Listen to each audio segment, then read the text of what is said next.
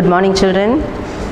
Now we have finished the exercise question answers of lesson 2. Now we go to think and answer on page 24, exercise F. Rewrite these sentences in your own words. Do not change their meanings. You can see A, B, C, D, E. Some sentences are given there.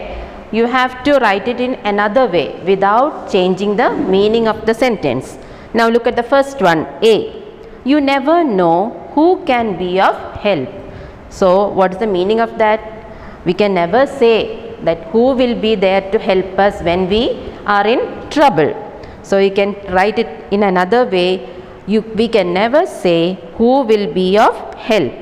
Second one, B. My people are hungry for some tales.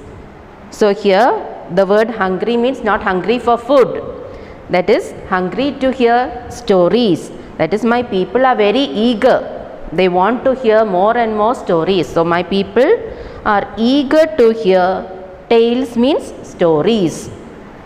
See, and that is how stories came to be. So from this lesson we know how stories started. So and that is the way, the story of how stories began. D. Hold the shell to your ear to hear a tale. To hear a tale means to hear the story. If you want to hear a story, they said hold this shell to your ears.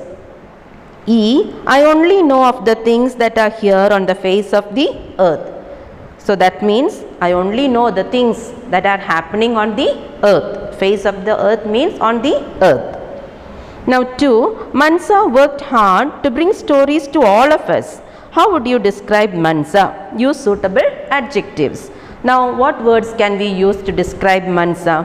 When you have read the story, when you have read the lesson, at least you know some picture comes to your mind about the woman Mansa. She was a very determined woman. She decided to go in search for stories for her children. She loved her children very much. That's why she went out in search of stories. And she had to go all alone. And you remember where she went? Right deep into the ocean. So she was a brave woman, she was a very determined woman, and she was also a very loving mother. Now play with the words. Worksheet G, circle the correct answers. Someone who studies history is A surgeon, B, an optician, or C, a historian. The answer is historian. You have to circle historian. 2. Someone who makes cloth on a loom is called A mason, B, a weaver, or C, a tailor. So one who makes cloth is called a weaver. Circle weaver. 3. Someone who writes for a newspaper is A novelist, B, a journalist, or C, a cobbler. The answer is a journalist. D. Fourth one. Someone who studies animal behavior is A zoologist, B, a filmmaker, C, a producer. So the answer is A, zoologist. Someone who buys and sells goods for others is A broker, a designer, or an optometrist. The answer is a broker.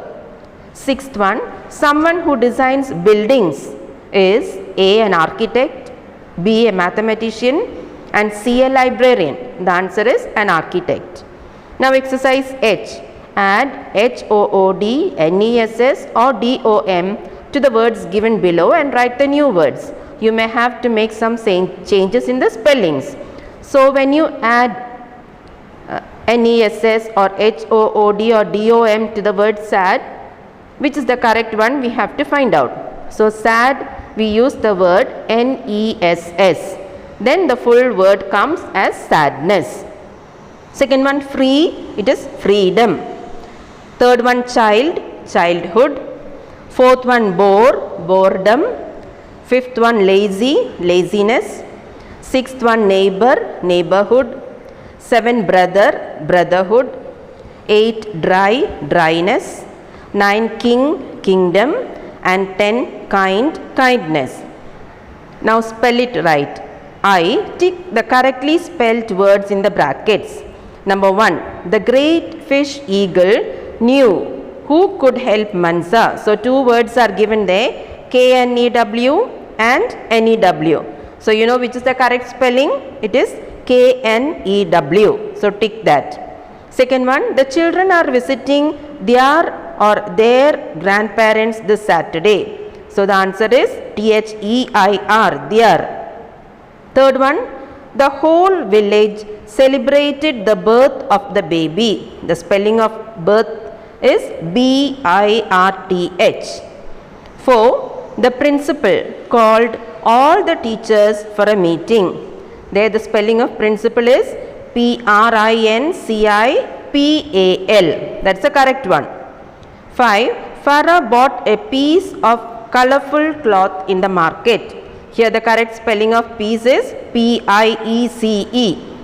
You can tick it. Sixth one, the bus fare, FARE, for travelling to the fair was rupees 10.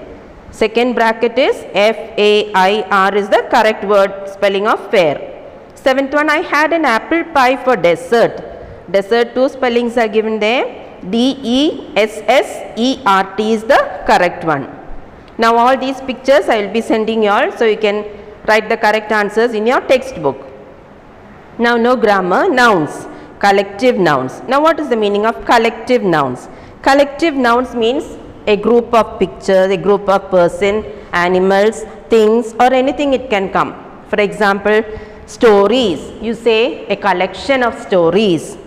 Fruits, you buy all the fruits from the market, you buy it in a basket or in a cover, a basket of fruits. Then for animals, for lion you say herd of lions, that means all the lions together, many lions together coming there.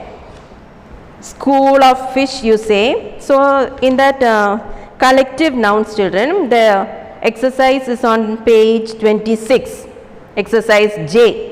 Circle the correct words in the brackets to complete these sentences. Number 1, a school or herd of fish was swimming in the stream. The answer is school of fish. Second one, a troop or herd of elephants was spotted on the highway yesterday. Herd of elephants. 3, when the play ended, the mob or the audience in the theatre clapped enthusiastically. The answer is audience. And the fourth one, an array or army of ants climbed up the kitchen wall. It is army. Fifth one, my sister took a case or stack of books home from the library. The answer is stack. Sixth one, the litter or team of players ran out to the field. The answer is team. Seventh one, a regiment or pack of soldiers crossed the bridge this morning. It is regiment. 8, a flock or herd of tourists lined up to visit the Taj Mahal. Flock. 9, a pack or colony of wolves roams around in this jungle. It is pack of wolves. Now next comes the countable nouns and uncountable nouns. From that word itself you can understand what is the meaning of countable nouns. Nouns that can be counted.